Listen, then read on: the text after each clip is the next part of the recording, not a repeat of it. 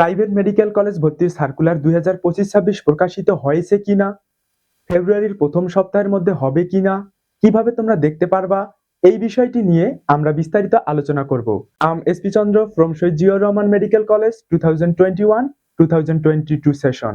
যাদের স্বপ্ন ডাক্তার হয়ে মানব সেবা করার, কিন্তু সরকারি মেডিকেল কলেজে কোনো কারণে চান্স পাওনি, প্রাইভেট মেডিকেল কলেজে পড়ে সেই স্বপ্ন পূরণ করতে চাও, তাদের মনে এখন একটাই প্রশ্ন যে প্রাইভেট মেডিকেল কলেজের বিজ্ঞপ্তি কবে প্রকাশ করা হবে। তো তোমাদের জন্য একটা ব্রেকিং নিউজ হলো যে 2025-26 শিক্ষাবর্ষের প্রাইভেট মেডিকেল কলেজ ভর্তির সার্কুলার সম্পূর্ণভাবে তৈরি করা শেষ হয়ে গিয়েছে।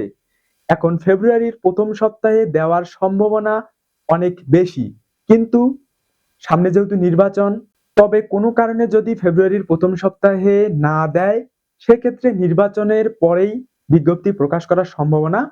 তবে বেশি সম্ভাবনা মনে হচ্ছে যে তোমাদের এই ফেব্রুয়ারির প্রথম সপ্তাহেই অথবা এই সপ্তাহের মধ্যেই প্রাইভেট মেডিকেল কলেজের বিজ্ঞপ্তিটা প্রকাশ করে দিতে পারে। তো তোমরা সবসময় একটু আপডেট রাখবা। ভর্তির বিজ্ঞপ্তিটা প্রকাশিত হলে কিভাবে তোমরা জানতে পারবা এবং সবসময় তোমরা কোথায় আপডেট রাখবা যে প্রকাশিত হয়েছে কি না। আমাদেরকে প্রথমেই গুগল ক্রোমে আসতে হবে।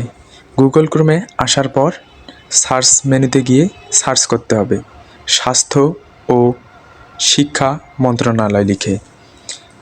স্বাস্থ্য ও শিক্ষা মন্ত্রণালয় লিখে সার্চ করলে আমাদের একটা পেজ চলে আসবে।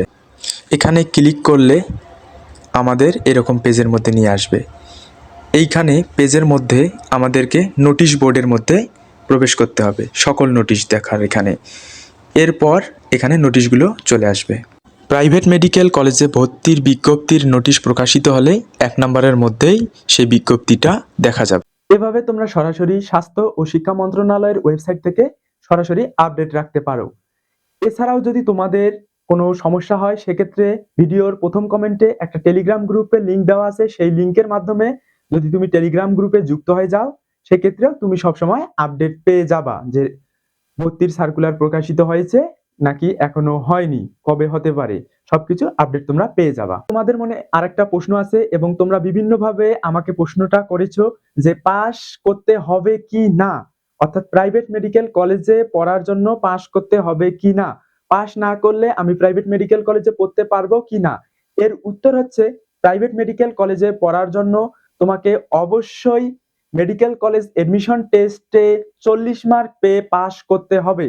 যদি তুমি পাস করে থাকো, সেক্ষেত্রেই কেবল তুমি প্রাইভেট মেডিকেল কলেজে ভর্তি হওয়ার জন্য আবেদন করতে পারবা। তুমি পাস যদি করে থাকো, সেক্ষেত্রে তোমার পজিশন কত এইটা কিন্তু ফ্যাক্ট না। পাস করার পর তোমার পজিশন 60,000ও হতে পারে, 70,000ও হতে পারে, 50,000ও হতে পারে। এই পজিশন নিয়েও তুমি আবেদন করতে পারবা।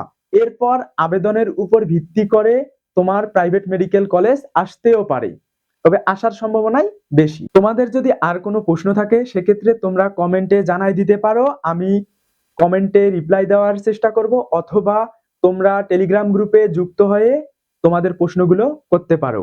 আর যদি কমেন্টের মাধ্যমে রিপ্লাই দেওয়ার মাধ্যমে তোমাকে সম্পূর্ণভাবে বোঝানো সম্ভব না হয়, সেক্ষেত্রে আমি নেক্সট ভিডিওর মাধ্যমে তোমাদের প্রশ্নের উত্তরগুলো দেওয়ার চেষ্টা করব। তোমাদের যদি ভালো লাগে তাহলে ভিডিওটিকে লাইক, কমেন্ট এন্ড শেয়ার করতে পারো এবং আমার এই চ্যানেলটিকে সাবস্ক্রাইব করে বেল বাটনে ক্লিক করে রাখতে পারো। সেক্ষেত্রে প্রাইভেট মেডিকেল কলেজ সম্পর্কে বলো, পড়ালেখা সম্পর্কে বলো, যে কোনো তথ্য সম্পর্কে ভিডিও সবার আগে তোমার কাছে পৌঁছে যাবে। তোমাদের সকলের জন্য শুভকামনা রইল। Thanks for watching my video.